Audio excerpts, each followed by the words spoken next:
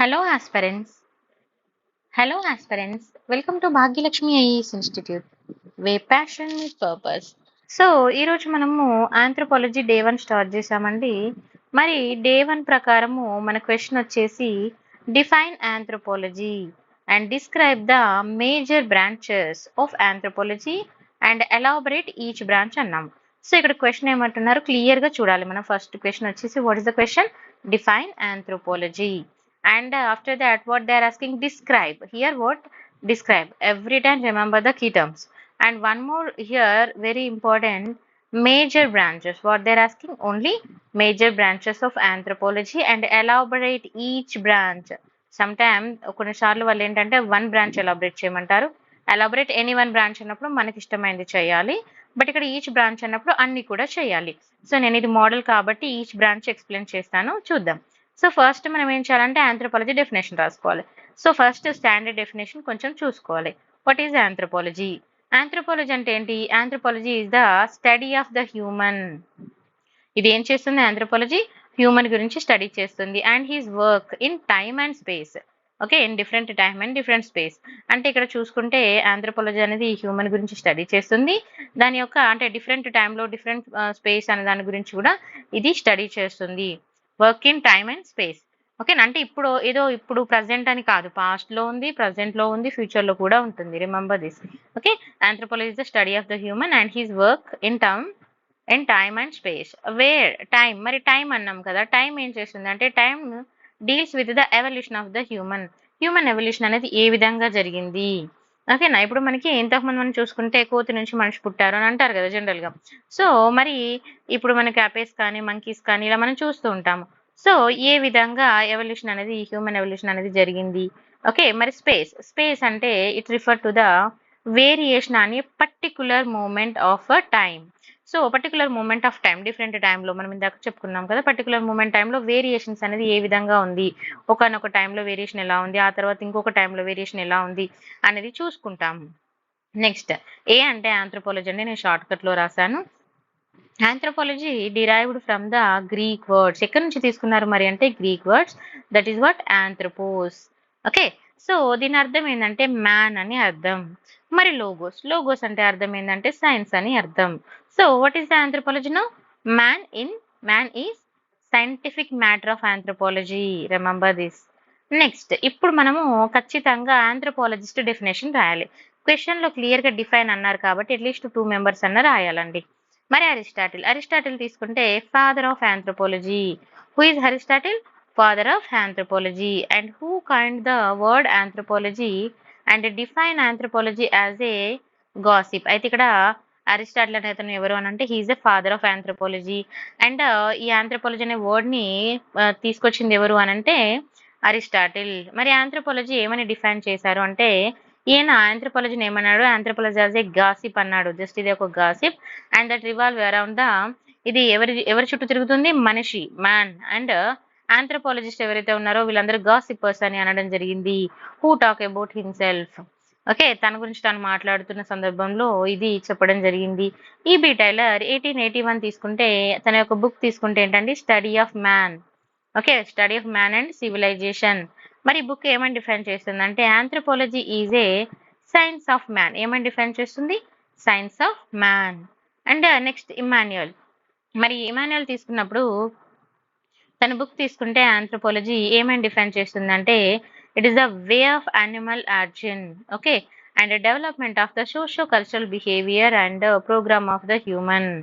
Remember. Next MJ అంటే నేను different పేర్లతోటి ఇచ్చాను, జస్ట్ మీరు ఒక 2-3 రాసుకుంటే సరిపోతుంది. ఇక్కడ నేను చాలా రకాలుగా ఇవ్వడం జరిగింది.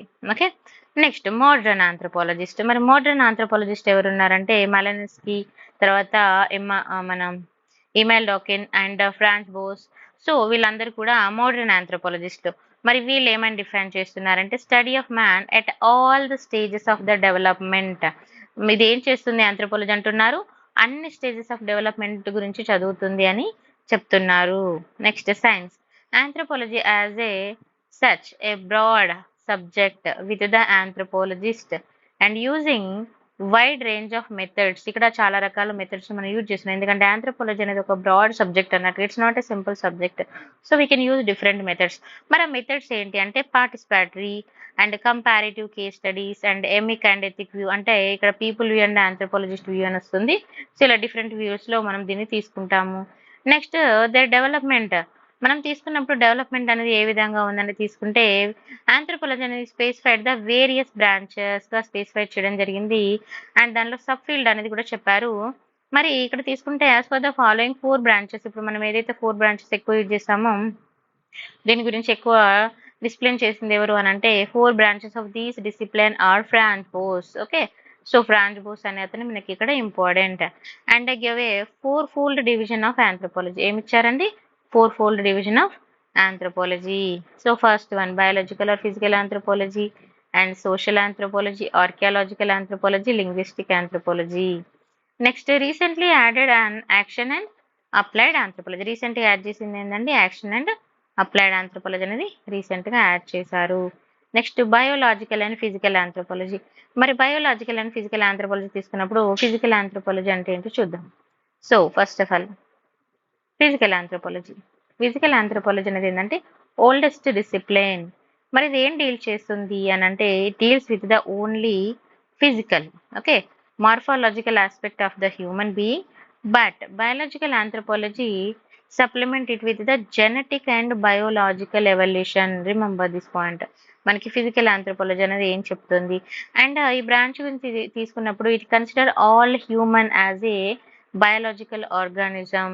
Okay, and it helps to find in the answer for the various unanswered question. ఇది ఏం చేస్తుందంటే చాలా అన్ఆన్సర్డ్ క్వశ్చన్ అంటే ఆన్సర్ చేయలేని క్వశ్చన్ కూడా ఆన్సర్ చేస్తుంది అని చెప్తున్నారు. లైక్ ఇప్పుడు తీసుకుంటే డిఫరెన్సెస్, స్కిన్ కలర్ డిఫరెన్స్ గా ఉంటుంది. అందరి ఇప్పుడు ఒక్కొక్కరి స్కిన్ కలర్ ఒక్కొక్కలా ఉంటుంది. ఎవరిది కూడా సేమ్ ఉండదు కదా.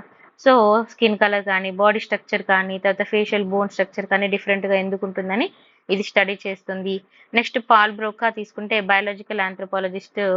ఇతను వచ్చేసి బయాలజికల్ ఆంథ్రోపాలజీ గురించి ఏం చెప్తున్నాడంటే biological anthropology is the science and who objective is study the humanity and considered as a whole in parts in relationship to the rest to the nature అని అన్నారు. ఇది రిమెంబర్, ఇది చాలా ఇంపార్టెంట్, మనం అన్ని ప్లేస్ లో యూజ్ చేసుకోవచ్చు. And it has the different sub branches. ఏమన్నారండి? మళ్ళీ బయాలజికల్ ఆంథ్రోపాలజీలో డిఫరెంట్ సబ్ బ్రాంచెస్. ఒకటి వచ్చేసి ఫోరెన్సిక్, బయాలజికల్ ఆంథ్రో అండ్ మళ్ళీ ఇక్కడ వచ్చేసి బయాలజికల్ ఆంథ్రో ఫోరెన్సిక్ ఒకటి, బయాలజికల్ ఆంథ్రోపాలజీలో ప్రైమటాలజీ, పాలియోంటాలజీ, జెనెటిక్స్ గురించి. మరి ఫోరెన్సిక్ ఏం చెప్తుంది అంటే అప్లికేషన్స్ ఆఫ్ ద ఇక్కడ క్రిమినల్ కేసెస్ ని సాల్వ్ చేయడంలో మనం చాలా చాలా చూస్తుంటాం. సిబిఐ కేసెస్ ఉంటాయి కదా. సో ఇలాంటి కేసెస్ లో క్రైమ్ పెట్రోల్ చూసారా ఎవరైనా? సో మీకు గుర్తొస్తుంది. తర్వాత ప్రైమటాలజీ అంటే ఏం చేస్తుందంటే study of the living and extant primitives గురించి చదివేది ప్రైమటాలజీ. పాలియోంటాలజీ అంటే ఏంటంటే study about the fossil evidences గురించి చదివేది. తర్వాత జెనెటిక్స్ అంటే స్టడీ ఆఫ్ ద రేసెస్ గురించి చదివేదాన్ని జెనెటిక్స్ అంటాము. ఓకేనా? నెక్స్ట్ తీసుకుంటే సోషియో కల్చరల్ ఆంథ్రోపాలజీ. మరి సోషియో కల్చరల్ ఆంథ్రోపాలజీ తీసుకుంటే ఇదేమంటుంది చూడండి. It is the study of the ways of life of people. General గా సోషల్ అండ్ కల్చరల్ ఆంథ్రోపాలజీ ఇది ఏం చెప్తుంది? మన యొక్క వే ఆఫ్ లైఫ్ గురించి, పీపుల్ యొక్క వే ఆఫ్ లైఫ్ అనేది ఏ విధంగా ఉంది అనేది దాని గురించి చెప్తుంది అన్నట్టుగా. In terms of place and time అంటే ఇందాక మనం చూసుకున్నాం కదా, ప్లేస్ లో అంటే లైక్ మన పాస్ట్ లో కానీ ప్రజెంట్ లో కానీ ఏవి అంటే ఎవ్రీ టైమ్ ఒక్కొక్క స్టేజ్ దాటిన కొద్ది ఏ విధంగా ఉంది, ఒక్కొక్క ప్లేస్ లో ఏ విధంగా ఉంది. ఫర్ ఎగ్జాంపుల్ ఇప్పుడు తెలంగాణలో ఉన్న టైంలో ఆంధ్రాలో డిఫరెన్స్ గా ఉంటుంది కదా. సో అట్లా ప్లేస్ అండ్ టైం ని బట్టి కూడా ఇది చదువుతుంది అని చెప్తుంది. డిఫరెంట్ ప్లేసెస్ లో మనకి లైఫ్ ఆఫ్ కల్చర్ ఏ విధంగా ఉంది అనేది చెప్తుంది. మరి the term was given by, ఈ పదం ఎవరిచ్చారు అని అంటే క్రూపర్స్. గుర్తుపెట్టుకోవాలి, క్రూపర్స్ అనే అతను ఇవ్వడం జరిగింది. ఎటాన్ ఇంటర్నేషనల్ ఎక్కడ ఇచ్చారు అనేది కూడా మనం చూసుకోవాలి. సింపోరం ఆఫ్ ఆంథ్రోపాలజీ అండ్ ఇది ఎక్కడంటే జెనీవాలో. Okay, and it emphasis the study of the primitive culture. ఇది ఏం చెప్తుందండి? ప్రిమిటివ్ కల్చర్ ని స్టడీ చేస్తుంది in present form of the cultural content and study the reconstructing social హిస్టరీని రీకన్స్ట్రక్ట్ చేస్తుంది. And it helps in the indicating the different human culture and బిహేవియర్స్ని ఇది indicate చేస్తుంది. సింపుల్గా చెప్పాలంటే సోషల్ లైఫ్, మన సోషల్ అంటే ఏంటిది, కల్చర్ అంటే సొసైటీలో మనం ఉన్నాం, మనకి సోషల్గా కల్చరల్గా మనం ఏ విధంగా డెవలప్ అయ్యామో, ఈవెన్ మన డ్రెస్సింగ్ స్టైలే కానీ, మన తినే ఫుడ్డే కానీ, ఎవ్రీథింగ్ కూడా ఇందులో ఇంక్లూడ్ అవుతుంది అన్నట్టుగా. ఓకేనా. Next Radcliffe Brown. సో మరి రాడిక్లిఫ్ బ్రౌన్ తీసుకుంటే ఇతను వచ్చేసి ఏమన్నారంటే the natural science of study అన్నారు. ఏమన్నారు? సోషల్ కల్చరల్ ఆంథ్రోపాలజీ అనేది నేచురల్ సైన్స్ ఆఫ్ స్టడీ అన్నారు. And it has sub branches ఉన్నాయన్నారు. ఏంటంటే ఫ్యామిలీ, మెడికల్ ఆంథ్రో, ఓకేనా, religious and political and economical అని ఇలా దీనికి సబ్ బ్రాంచెస్ ఉన్నాయని చెప్పారు. Next archaeological anthropology. What is the archaeological anthropology? Archaeological anthropology తీసుకుంటే it is the study of the material object. ఇది దేని గురించి చదువుతుందంటే మెటీరియల్ ఆబ్జెక్ట్స్ గురించి చదువుతుంది. ఇప్పుడు మనం ఫర్ ఎగ్జాంపుల్ ఏదైనా కనుక్కుంటాం, కానీ ఇప్పుడు మనకు ఒక టెంపుల్ ఉంది, ఓల్డ్ టెంపుల్. సో మనకు దాని గురించి తెలియదు. మరి అది మనకి ఎలా తెలుస్తుంది? ఆర్కియాలజీ డిపార్ట్మెంట్ వాళ్ళు ఏదైనా ఫైండ్ అవుట్ చేస్తే అది ఎప్పటిది, ఏ కాలపది అనేది కూడా వాళ్ళు ఫైండ్ అవుట్ చేస్తారు. మనం న్యూస్లో కూడా చూస్తుంటాం కదా, ఇప్పుడు కొన్ని పురాతన వస్తువులు బయటకు వచ్చాయి, మరి అవి ఎప్పటి, ఏ డేట్ అని ఎవరు చెప్తారండి? Archaeology department. ఇది ఏం చేస్తుందంటే మెటీరియల్ ఆబ్జెక్ట్ గురించి చదువుతుంది. And describing and explain the human behaviour and origin, growth and development of the human culture ఏ విధంగా డెవలప్ అయింది అనే దాన్ని ఇది ఎక్స్ప్లెయిన్ అనేది చేస్తుంది. ఎగ్జాంపుల్ మనకి ఇండస్ వ్యాలీ సివిలైజేషన్ గురించి చెప్తుంది కదా. తర్వాత it observe the human behaviour and culture and indirectly chronology and art facts, dating methods అనేది యూజ్ చేయడం జరుగుతుంది. నెక్స్ట్ వచ్చేసి లింగ్విస్టిక్ ఆంథ్రోపాలజీ. మరి లింగ్విస్టిక్ అంటే ఏంటిది? లాంగ్వేజెస్ ఏ విధంగా ఉన్నాయి, మన ఇండియాలో ఇప్పుడు లాంగ్వేజెస్ ఎన్ని ఉన్నాయి, ఏ విధంగా వచ్చాయి, వీటన్నింటి గురించి చెప్తుంది. ఓకేనా. It is the not only India, in all places it is the interdisciplinary study. ఓకేనా. Language in influenced the social life. It belonging to the branch of the socio cultural anthropology. ఏమంటున్నారు? ఇది socio cultural ఆంథ్రోపాలజీలో ఒక branch అని. This branch try to understand how the speech originated and evolved into the different language. అసలు మాట్లాడడం అనేది ఎలా వచ్చింది, డిఫరెంట్ లాంగ్వేజెస్ అనేది ఏ విధంగా వచ్చాయి అనే దాని గురించి చెప్తుంది. అండ్ ఇది సబ్ డివైడ్ చేస్తుందండి. దీన్ని ఏంటంటే లాంగ్వేజ్ అనే దాన్ని సబ్ డివైడ్ చేస్తుంది. Structural linguistic, social linguistic, historical linguistic అని. మరి స్ట్రక్చరల్ లింగ్విస్టిక్ తీసుకుంటే study of the grammar of the language, తర్వాత study of the social behavioural culture, origin and composition of the definition. ఓకేనా, ఈ విధంగా చేస్తుంది. తర్వాత అప్లైడ్ ఆంథ్రోపాలజీ. మరి అప్లైడ్ ఆంథ్రోపాలజీ తీసుకుంటే DG Brinton. Okay, DG Brinton. ఇలా మనం ఆంథ్రోపాలజిస్ట్ నేమ్స్ పెట్టుకోవాలండి, మీకు వేటేజ్ ఎక్కువ ఉంటుంది, చాలా తక్కువ మంది రాస్తారు కదా ఈ మన ఆంథ్రోపాలజిస్ట్ నేమ్ తోటి. సో ఎక్కువ స్కోర్ చేసుకోవాలంటే ఇలాంటివి యూజ్ చేయాలండి. ఓకేనా. ఈ coin the term where the practice and usage of the anthropological findings and or applied the practice and usage of the anthropological findings or applied in on real time. అయితే ఇది సింపుల్గా చెప్పాలంటే applied anthropology and action anthropology. Applied anthropology అంటే ఇది apply ఎక్కడెక్కడ చేస్తాము, problems ఎక్కడ ఉన్నాయి, వాటి మీద ఎలా అప్లై చేస్తాము అనే దాని మీద మనం యూజ్ చేసుకో. ఫర్ ఎగ్జాంపుల్ ఇప్పుడు ఆంథ్రోపాలజిస్టులు ఉన్నారండి, ట్రైబల్ ఏరియాలో ఉన్నారు, వాళ్ళు ఒక రిపోర్ట్ తీసుకొచ్చారు. సో వాళ్ళు ఆ రిపోర్ట్ నుంచి గవర్నమెంట్ ఒక స్కీమ్ తీసుకొస్తుంది కదా. మరి ఆ స్కీమ్ని అప్లై చేయాలంటే ఈ అప్లికేషన్ ఆఫ్ ఆంథ్రోపాలజీ అనేది కూడా యూజ్ అవుతుంది. అప్లైడ్ ఆంథ్రోపాలజీ అనేది ఇక్కడ మనకి ప్రాబ్లమ్ సాల్వింగ్ ప్రాసెస్లో యూజ్ అవుతుంది. It uses the anthropological perspective in order to the effective factors of the problems of large scale. Okay, large scale like deforestation, changing behaviour and field. So అంటే ఇప్పుడు మనం అన్ని ప్లేస్లో వెళ్ళలేము. సో ఆంథ్రోపాలజిస్ట్ డిఫరెంట్ ప్లేసెస్కి వెళ్తారు. So అక్కడ ఈ అప్లైడ్ ఆంథ్రోపాలజీ అనేది యూజ్ అవుతుంది. ఎలాంటి స్కీమ్స్ తేవాలి, ఎలా అప్లై చేయాలి, అండ్ ఫారెస్ట్ పరంగా, అక్కడ ట్రైబల్ పరంగా అన్ని రకాలుగా. మరి యాక్షన్ ఆంథ్రోపాలజీ. యాక్షన్ అంటే ఇప్పుడు మరి ఇన్ని చేస్తుంది కదండి గవర్నమెంట్, మరి దాన్ని అది వర్క్ జరుగుతుందా లేదా అనేది కూడా ఇంపార్టెంట్ కదా. సో మరి ఇక్కడ యాక్షన్ ఆంథ్రోపాలజీ తీసుకున్నప్పుడు సాల్టెక్స్. ఓకేనా, సాల్టాక్స్ అనేది అనే పర్సన్ ఇక్కడ మనకి ఇంపార్టెంట్ అండి. హి was the first to use the concept of the action anthropology. ఈ పేరు రాయడం వల్ల మీకు వెయిటేజ్ పెరుగుతుంది, కొంచెం మార్క్స్ ఎక్కువ వచ్చే ఛాన్స్ ఉంటుంది, చూసుకోండి. And the differences in an action anthropology.